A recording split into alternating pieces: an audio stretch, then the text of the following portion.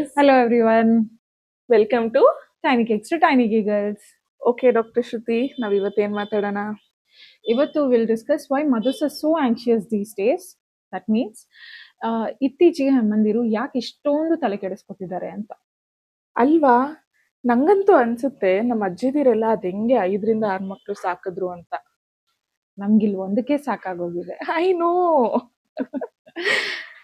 ಅದಲ್ಲಿ ನನ್ಗಂತೂ ಏನಂದ್ರೆ ಡೆಲಿವರ್ ಆಗೋ ಮುಂಚೆನೆ ಎಲ್ಲ ವಿಡಿಯೋಸ್ ನೋಡಿ ತುಂಬಾ ಇನ್ಫಾರ್ಮೇಶನ್ ಗೊತ್ತಿತ್ತು. ಸೊ ಅದೊಂಥರ ಹೆಲ್ಪ್ ಆಗುತ್ತೆ, ಅದೇ ಅದಕ್ಕಿಂತ ಜಾಸ್ತಿ ಭಯಾನೂ ಆಗುತ್ತೆ.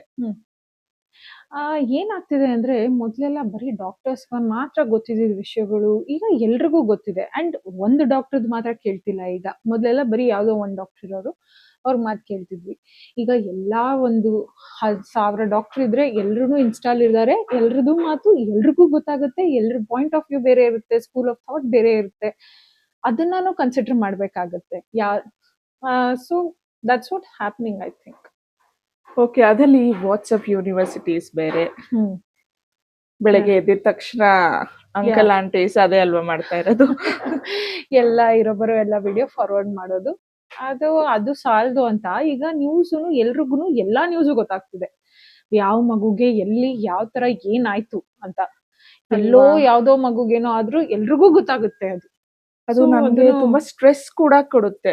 ಇತ್ತೀಚೆಗೆ ಬಂದಿದ್ ನ್ಯೂಸ್ ಎಲ್ಲ ಕೇಳಿ ನಂಗಂತೂ 2-3 ದಿನ ಸರಿಯಾಗಿ ನಿದ್ದೆನೂ ಮಾಡಕ್ಕಾಗಿಲ್ಲ. ಅದು ದಾಸವಾಳ ತಿಂದು ಐನು ಅದು ಮಗು ಬಕೆಟ್ ಬಕೆಟ್ ಅಲ್ಲಿ ಮಗು ಬಿದ್ದೋಯ್ತು.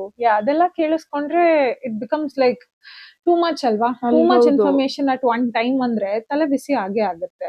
ಒಂದ್ ಕಡೆ ನಾವು ಅದನ್ನ ಹೆಂಗ್ ಅನ್ಕೋಬಹುದು ಅಂದ್ರೆ ಒಂದೊಂದ್ಸತಿ ಅನ್ಸುತ್ತೆ ಇದನ್ನೆಲ್ಲ ನೋಡಿ ಸ್ವಲ್ಪ ಜಾಗ್ರತೆ ಮಾಡೋಣ ಅನ್ನೋ ತರ ಅನ್ಸುತ್ತೆ. ಆದ್ರೆ ಅದ್ರ ಜೊತೆ ಬರೋ ಸ್ಟ್ರೆಸ್ ಇದೆಯಾ ಅಲ್ವಾ, ಅದು ತುಂಬಾ see it is good that we are seeing so many videos and we are aware, that is good. But ಅದ್ ಅವೇರ್ ಆಗಿ ಒಂದ್ ಸ್ವಲ್ಪ ಜಾಗ್ರತೆ ಮಾಡೋವರೆಗೂ ನಿಲ್ಲೋದಲ್ದೆ ನಾವು ಅದನ್ನ ಓವರ್ ಆಗಿ ಅನಲೈಸ್ ಮಾಡಿ ಪ್ರತಿ ಕ್ಷಣ ಅದ್ರ ಬಗ್ಗೆನೆ ಯೋಚನೆ ಮಾಡ್ಕೊಂಡು ತಲೆ ಕೆಡಿಸ್ಕೊತಾ ಇದ್ರೆ ಜಾಸ್ತಿ ಆಗುತ್ತೆ. ಅದೇ ನಾನ್ ಮಾಡ್ದಂಗೆ 2-3 ದಿನ ಸೀರಿಯಸ್ ಆಗಿ ಸರಿಯಾಗಿ ನಿದ್ದೆ ಮಾಡಿಲ್ಲ ನಾನು. ಯಾಕೋ ಅದೇ ಒಂಥರ ಅಷ್ಟು ಬೇಜಾರು. ಆ ನ್ಯೂಸ್ ಐನೋ ಅದು ಅಷ್ಟು ನಾರ್ಮಲ್ ಅಲ್ಲ, ಹರ್ಟ್ ಆಗೇ ಆಗುತ್ತೆ ಅಂತ. ಮೇ ಬಿ ಬಿಕಾಸ್ ಇದು ಪೋಸ್ಟ್ ಪಾರ್ಟಮ್ ಅಲ್ಲಿ ಇರೋದ್ರಿಂದ, ನಮ್ಗೂ ಅಷ್ಟು ಚಿಕ್ಕ ಚಿಕ್ಕ ಮಕ್ಳು ಇರೋದ್ರಿಂದ ಅದಷ್ಟೊಂದು ಎಫೆಕ್ಟ್ ಆಗುತ್ತೆ. ಮೊದ್ಲು ಈ ನ್ಯೂಸ್ ನೋಡಿದ್ರು ನಾವು ಅಷ್ಟು ಯೋಚನೆ ಮಾಡ್ತಿರ್ಲಿಲ್ಲ, ಬಟ್ ಈಗ ನಾವು ಅದನ್ನ ತಲೆಗೆ ಹಾಕೊಳ್ಳೋದು. Because what your mind doesn't know, your eyes won't C. ಅದೇ ತರ ನಮಗ್ ಮಕ್ಳು ಇಲ್ದೇ ಇರುವಾಗ ನಾವು ಅದ್ರ ಬಗ್ಗೆ ಅಷ್ಟೊಂದು ತಲೆ ಕೆಡಿಸ್ಕೊತಿರ್ಲಿಲ್ಲ. ಬಟ್ ಈಗ ಮಗು ಆಗಿರೋದ್ರಿಂದ we will think about every point a lot.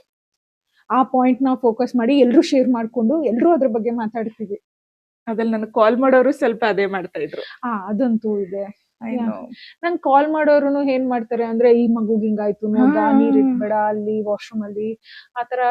ಕರೆಕ್ಟೇ, ಅವ್ರು ಹೇಳ್ತಾರೆ ಕರೆಕ್ಟೇ.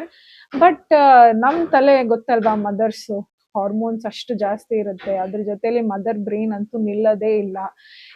ಇನ್ನೂ ಓವರ್ ಥಿಂಕ್ ಮಾಡ್ತೀವಿ ನಾವು. ಐನೋ. ಅದಲ್ಲಿ ನಂಗೆ ಇನ್ನೊಂದ್ ಏನಾಯ್ತು ಅಂದ್ರೆ, ನಾನು ಸಾಲಿಡ್ ಸ್ಟಾರ್ಟ್ ಮಾಡೋ ಮುಂಚೆನೆ ಎಷ್ಟೊಂದು ವಿಡಿಯೋಸ್ ನೋಡ್ಬಿಟ್ಟಿದ್ದೆ. ಏನ್ ಮಾಡ್ಬೇಕು, ಹೆಂಗ್ ಮಾಡ್ಬೇಕು, ಈ ತರ ಮಾಡಿದ್ರೆ ಹಿಂಗಾಗುತ್ತೆ ಅನ್ನೋದೆಲ್ಲ ಸ್ವಲ್ಪ ಜಾಸ್ತಿ ಇನ್ಫಾರ್ಮೇಶನ್ ಇತ್ತು. ಅದ್ರಲ್ಲಿ ನಾನಂತೂ ನನ್ ಮಗುಗೆ ತುಂಬಾ ತೊಂದರೆ ಕೊಟ್ಟೆ ಅಂತ ಅನ್ಸುತ್ತೆ. ಯಾಕಂದ್ರೆ ನಾನು ಕೆಲವು ವಿಡಿಯೋಸ್ ನೋಡಿದ್ದೆ ಆಯ್ತಾ. ದಟ್ ಸ್ಟಾರ್ಟ್ ಮಾಡೋವಾಗ ಮ್ಯಾಶ್ಡ್ ಫುಡ್ ಇಂದಾನೆ ಸ್ಟಾರ್ಟ್ ಮಾಡಿ, ಪ್ಯೂರೇ ಏನ್ ಬೇಡ, ಮಕ್ಳು ಜಾರ್ ಸ್ಟ್ರೆಂತ್ ನಿಮಗ್ ಗೊತ್ತಿಲ್ಲ, ಅವ್ರಿಗೆ ಅದಾಗುತ್ತೆ ಇದಾಗುತ್ತೆ, ಸೊ ಮ್ಯಾಶ್ಡ್ ಫುಡ್ ಇಂದ ಮಾಡಿ, ಮಿಕ್ಸರ್ಸ್ ಯೂಸ್ ಮಾಡಬೇಡಿ, ಕಲ್ ತಗೊಂಡ್ಬೇಕಾದ್ರೆ ಜಜ್ಬಿಡಿ, ಫೋರ್ಕ್ ಅಲ್ಲಿ ಇದ್ ಮಾಡಿ, ಅದ್ರೆಲ್ಲ ಸ್ವಲ್ಪ ಜಾಸ್ತಿ ನೋಡಿದ್ದೆ. ಸೊ ನಾನು ಡೈರೆಕ್ಟ್ ಆಗಿ ನಾನು ಮ್ಯಾಶ್ಡ್ ಫುಡ್ ಸ್ಟಾರ್ಟ್ ಮಾಡಿದೆ. ಆದ್ರೆ ಅದ್ ನನ್ ಮಗುಗ್ ಆಗ್ಬರ್ತಾ ಇರ್ಲಿಲ್ಲ. ಅವ್ನ್ ಸ್ವಲ್ಪ ಪ್ಯೂಕ್ ಮಾಡ್ತಾ ಇದ್ದ. ಎಲ್ಲಾ ಸತಿ ಅಲ್ಲ, ಆದ್ರೆ ಅವಾಗ ಮಾಡ್ತಿದ್ದ. ಸೊ ನಾನು ರೆಗ್ಯುಲರ್ ಆಗಿ ಹೋಗೋ ಹಾಸ್ಪಿಟಲ್ ಬಿಟ್ಟು ಬೇರೆ ಹಾಸ್ಪಿಟಲ್ ಹೋಗಿದ್ದೆ. ಸೊ ಅವಾಗ ಅಲ್ಲಿ ಡಾಕ್ಟರ್ ಹೇಳಿದ್ರು, ನೀವ್ ಆತರ ಮಾಡ್ಬೇಕಂತ ಏನಿಲ್ಲ, ನಿಮ್ ಮಗುಗ್ ಈ ತರ ಆಗ್ತಿದೆ ಅಂದ್ರೆ ನೀವು ಪ್ಯೂರೇ ಇಂದಾನೆ ಸ್ಟಾರ್ಟ್ ಮಾಡಿ ಅಂತ. ಸೊ ಅಗೇನ್ ಬಂದು ವಾಪಸ್ ಪ್ಯೂರೇ ಸ್ಟಾರ್ಟ್ ಮಾಡಿ ಅವನ್ಗೆ ಅದು ನಾರ್ಮಲ್ ಆಗೇ ಆಯ್ತು. ಸೊ ನಾನು ಈ ವಿಡಿಯೋಸ್ ಎಲ್ಲ ನೋಡಿರ್ಲಿಲ್ಲ ಅಂದಿದ್ರೆ, ನಮ್ ಟೈಮಲ್ಲೆಲ್ಲ ನಾವೆಲ್ಲ ರಾಗಿ ಸರಿ ತಿಂತಾ ಇದ್ದಿದ್ದಲ್ವಾ. ಸೊ ನಮ್ಮ ಅಜ್ಜಿ ತುಂಬಾ ಹೇಳೋರು, ಈ ತರ ಸಾಲಿಡ್ ಸ್ಟಾರ್ಟ್ ಮಾಡ್ತಿದೀವಿ ಅಂದಿದ ತಕ್ಷಣ ರಾಗಿ ಎಲ್ಲ ಮಾಡ್ ಕಳಿಸ್ತೀನಿ, ರಾಗಿ ಸರಿ ಸ್ಟಾರ್ಟ್ ಮಾಡು ಅಂತ. ನನ್ಗೇನಿತ್ತು, ಮ್ಯಾಶ್ಡ್ ಫುಡ್ ಕೊಡ್ಬೇಕಲ್ವಾ. ಸೊ ಮ್ಯಾಶ್ಡ್ ಫುಡ್ ಅಂದ್ರೆ ಬರೀ ವೆಜಿಟೇಬಲ್ಸ್, ಆತರ ಫ್ರೂಟ್ಸ್ ಕೊಡೋಣ, ವೆಜಿಟೇಬಲ್ಸ್ ಕೊಡೋಣ ಅಂತ. ಆಮೇಲೆ ಎಲ್ಲ ಆದ್ಮೇಲೆ ಸುಮ್ನೆ ನಾನು ನಾರ್ಮಲ್ ಆಗಿ ರಾಗಿ ಸರಿಗೆ ಬಂದೆ. ಸ್ವಲ್ಪ peace of mind at least ಸಿಕ್ತು. ಸೊ ಸ್ಲೋ ಪ್ರೋಗ್ರೆಷನ್ ಮಾಡೇ ಇಲ್ಲ ಅಂತ ಇವಾಗ ಮ್ಯಾಶ್ ಟು ತಿನ್ನಿಸ್ತೀನಿ ಎಲ್ಲ ಮಾಡ್ತಾ ಇದ್ದೀನಿ. ಬಟ್ ಬಿಗಿನಿಂಗ್ ಸ್ಟೇಜ್ ಅಲ್ಲಿ ತುಂಬಾ ಕಷ್ಟ ಆಗ್ತಾ ಇತ್ತು. ಮಗು ತಿಂತಿದ್ಯಲ್ಲ ಅಟ್ ಲೀಸ್ಟ್ ಅನ್ನೋದು ತಲೆಯಲ್ಲಿ mothers will be calm. Okay doctor, ನಿಮ್ಗೆ ಈ ಬಜಿ ಜಾಯ್ಕಾಯಿ ಬಗ್ಗೆ ಏನ್ ಅನ್ಸುತ್ತೆ? ಓಕೆ, ನಮಗ್ ಹೇಳಿರೋದ್ ಪ್ರಕಾರ it is not to be used. Exclusively 6 months ವರೆಗೂ ಬ್ರೆಸ್ಟ್ ಫೀಡಿಂಗ್ ಮಾಡ್ಬೇಕು ಅಂತಾನೆ ನಮ್ಗೆ ಹೇಳ್ಕೊಟ್ಟಿರೋದು. So we will not advise. Okay, actually ನಮ್ಮ ಮನೆಗಳಲ್ಲಿ ಈ ತರ ಬಜೆ ಜಾಯ್ಕಾಯಿ ಬೇಡ ಅಂತ ಹೇಳಿದಾಗ ನಮ್ಮಮ್ಮ ದೊಡ್ಡ ಮಂದಿರೆಲ್ಲ ಮತ್ ಕೋಳಿಕೇಡ್ ಯಾಕೆ ಹಾಕ್ತೀರಾ, ಡೌನ್ಸ್ಟಾಲ್ ಯಾಕೆ ಹಾಕ್ತೀರಾ, ಎಲ್ಲಿ ಹೋಗಂದ್ರೆ ವಿಟಮಿನ್ ಡ್ರಾಪ್ಸ್ ಯಾಕೆ ಹಾಕ್ತೀರಾ ಅಂತ ಕೇಳ್ತಾ ಇದ್ರು. ಸೊ ಅದಕ್ಕೆ C what it is in allopathy we measure every ingredient ಎಷ್ಟು ಪರ್ಸೆಂಟೇಜ್ ಎಷ್ಟು ml ಅಲ್ಲಿ ಬರುತ್ತೆ ಅಂತ ನಾವು ಮೆಷರ್ ಮಾಡಿ ಹಾಕಿರ್ತೀವಿ. ಈಗ ನೀವೇ ನೋಡಿರ್ತೀರಾ ವ್ಯಾಕ್ಸಿನೇಷನ್ ಎಲ್ಲ ಹೋದಾಗ ನಿಮ್ ಮಗು ಏಜ್ ಪ್ರಕಾರ ವೇಟ್ ಪ್ರಕಾರನೇ ನಾವು ಅಡ್ವೈಸ್ ಮಾಡೋದು. ಹೌದು ಅಲ್ವಾ? ಪ್ಯಾರಾಸಿಟಮಾಲ್ ಆಗ್ಲಿ, ಇವಾಗ ನಿಮ್ಗೆ ಕೋಲಿಕೇಡ್ ಆಗ್ಲಿ, ಡಾನ್ಸ್ಟಾಲ್ ಆಗ್ಲಿ, we will tell according to your child's weight only. So because we have tested it so much that we know in each ml ನಮ್ಗೆ ಎಷ್ಟು ಕ್ವಾಂಟಿಟಿ ಏನ್ ಬರುತ್ತೆ ಅನ್ನೋ ನಮ್ಗೆ ಗೊತ್ತಿರುತ್ತೆ. ಸೊ ಬಟ್ ಇವಾಗ ನೀವು ಬಜೆ ಜಾಯ್ಕಾಯಿ ಎಲ್ಲ ಅಂತ ಹೇಳಿದ್ರೆ ಎಷ್ಟು ml ಅಲ್ಲಿ ಏನ್ ಬರುತ್ತೆ ಹೆಂಗ್ ಗೊತ್ತಾಗುತ್ತೆ ಅಲ್ವಾ? ನನಗ್ ಸ್ವಲ್ಪ ಇರೋದು ನಿಮ್ಗೆ ಜಾಸ್ತಿ ಇರ್ಬೋದು. ಸೊ ವಿ ಕಾಂಟ್ ಟೆಲ್ ಎಷ್ಟು ml ಅಲ್ಲಿ ಏನ್ ಬರುತ್ತೆ ಅಂತ ಹೇಳಕ್ ಆಗದಿರೋದ್ರಿಂದ it is difficult to suggest it. Okay, ನಂಗೆ ಇದ್ರ ಬಗ್ಗೆ ಗೊತ್ತಿರ್ಲಿಲ್ಲ. So thank you for that. Okay, maybe ಏನಕ್ಕೆ ನಾನು ನೋಡಿದೀನಿ ಬಜೆ ಜಾಯ್ಕಾಯಿನೆಲ್ಲ 1 ಸುತ್ತು 2 ಸುತ್ತು ಅಂತೆಲ್ಲ ಮಾಡ್ತಾರೆ. ಸೊ ಚಿಕ್ಕ ಮಗುವಿಗೆ ಎಷ್ಟು ಸುತ್ತು ಅನ್ನೋದೆಲ್ಲ ಕನ್ಫ್ಯೂಸ್ ಆಗುತ್ತೆ ಅಂತ ಬೇಡ ಅಂತಿದೆ ಅನ್ಸುತ್ತೆ. ಓಕೆ, ಇದ್ರ ಜೊತೆ ಮತ್ತೆ ಇನ್ನ ನಂಗೇನ್ ಅನ್ಸುತ್ತೆ ಅಂದ್ರೆ ನಮ್ದು ಪೇರೆಂಟಿಂಗ್ ಸ್ಟೈಲ್ ಬಗ್ಗೆ. ಸೊ ಅಗೇನ್ ನಾವು ಇನ್ಸ್ಟಾಗ್ರಾಮ್ ಅಲ್ಲಿ ಎಷ್ಟೊಂದು ವಿಡಿಯೋಸ್ ನೋಡ್ತೀವಿ ನಾವು.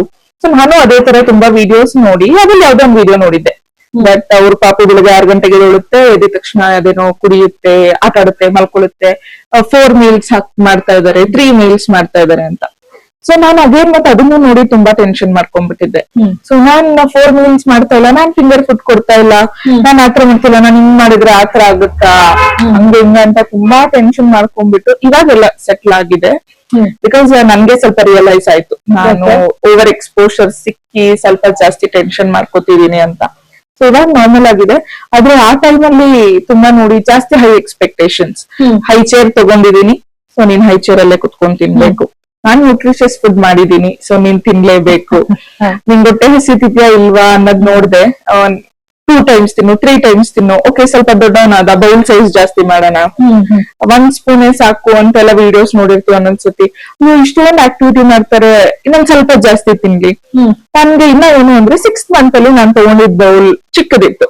ಸೊ 7 months ಆಯ್ತು, 8 months ಆಯ್ತು, ಸ್ವಲ್ಪ ಕ್ವಾಂಟಿಟಿ ಜಾಸ್ತಿ ಮಾಡೋಣ ಅಂತ ಟ್ರೈ ಮಾಡ್ತೀನಿ. ಇದ್ರವರೆಗೂ ಮಾಡಕ್ಕಾಗಿಲ್ಲ. ಯಾಕಂದ್ರೆ ಅವ್ನ ಅಷ್ಟು ಆರಾಮಾಗೆಲ್ಲ ತಿಂತಾ ಇಲ್ಲ, ಅದಕ್ಕೇನೆ ಇವಾಗ ಸೆಟ್ ಆಗ್ತಿದ್ದಾನೆ ಅಂತ ಅನ್ಸುತ್ತೆ ನನಗೆ. ಸೊ ಇನ್ನ ನಾನು ಯಾವ ತರ ಸ್ಟಾರ್ಟ್ ಮಾಡಿದೀನೋ ಫುಡ್ ಪ್ರೋಗ್ರೆಷನ್ ಆಗಿದೆ, ಬಟ್ ಕ್ವಾಂಟಿಟಿ ಇನ್ನ ಜಾಸ್ತಿ ಎಲ್ಲ ಮಾಡಕ್ ಆಗ್ತಾ ಇಲ್ಲ. But okay, I am fine. ಮಗು ತಿಂತಿದ್ದಾನೆ, ಆರಾಮಾಗಿದ್ದಾನೆ, ಆಕ್ಟಿವ್ ಇದಾನ ಅಂತ ನೋಡ್ಕೊಳ್ಳೋದು ಬಿಡೋದು. That's what you have to see. ನಿಮ್ ಮಗು ಏನ್ ಸೆಟ್ ಆಗುತ್ತೆ ಅಂತ. I think it is to be said that one ಡಾಕ್ಟರ್ನ ಇಟ್ಕೊಳ್ಳಿ, ಅವ್ರು ಏನ್ ಹೇಳ್ತಾರೋ ಅದನ್ನ ಫಾಲೋ ಮಾಡಿ. ಏನಾದ್ರೂ ಡೌಟ್ ಇದೆ ಅಂದ್ರೆ ಅವ್ರ ಹತ್ರನೇ ಹೋಗಿ ಕೇಳಿ. ನಾವು ಮತ್ತೆ ಗೂಗಲ್, ಚಾಟ್ GPT ಮಾಡೋದು ಇದನ್ನೆಲ್ಲ ನಿಲ್ಲಿಸ್ಬಿಟ್ಟು ಡೈರೆಕ್ಟ್ ಆಗಿ ನಿಮ್ ನೆಕ್ಸ್ಟ್ ಟೈಮ್ ವ್ಯಾಕ್ಸಿನೇಷನ್ ಹೋದಾಗ ಅವಾಗ ಸರ್ ಈ ತರ ನೋಡಿದ್ದೆ, ಇದನ್ ಮಾಡ್ಬೋದಾ ಅಂತ ಕೇಳಿ. ನಿಮ್ಗೆ ಅದ್ ಸೆಟ್ ಆಗ್ತಿಲ್ಲ ಅಂದ್ರೆ ಅವ್ರು ನೆಕ್ಸ್ಟ್ ಏನ್ ಮಾಡ್ಬೇಕು ಅಂತ ಹೇಳ್ತಾರೆ. ನಮ್ದ್ರಲ್ಲಿ first line, second line, third line treatments ಇರುತ್ತೆ. ಸೊ ನಾವು ಇದು ವರ್ಕ್ ಆಗ್ತಿಲ್ವಾ, ಸ್ಟೆಪ್ ಅಪ್ ಮಾಡೋಣ ಅಂತ ಹೇಳ್ತೀವಿ. ಬಟ್ ನೀವು ಇಷ್ಟೊಂದು ವಿಡಿಯೋಸ್ ನೋಡಿದ್ರೆ ನಿಮ್ಗೆ ಹೆಂಗ್ ಗೊತ್ತಾಗುತ್ತೆ ಯಾವ ಸ್ಟೆಪ್ ಅಲ್ಲಿ ಏನ್ ಮಾಡ್ಬೇಕು, ಯಾವ್ದ್ ಫಸ್ಟ್ ಲೈನ್, ಯಾವ್ದ್ ಸೆಕೆಂಡ್ ಲೈನ್, ಹೆಂಗ್ ಗೊತ್ತಾಗುತ್ತೆ? ಗೊತ್ತಾಗಲ್ಲ. ಸೊ ಐ ಥಿಂಕ್ ನಾವೇ ವಿಡಿಯೋ ಮಾಡಿರ್ಲಿ, ಯಾರೇ ಮಾಡಿರ್ಲಿ, ನಾವೇ ಮಾಡ್ಬಿಟ್ಟು ನಾವೇ ಹೇಳ್ತಿದ್ವಿ ಬೇರೆ ವಿಡಿಯೋ ಎಲ್ಲ ನೋಡ್ಬೇಡಿ, ಅಷ್ಟೊಂದು ನೋಡ್ಬೇಡಿ ಅಂತ.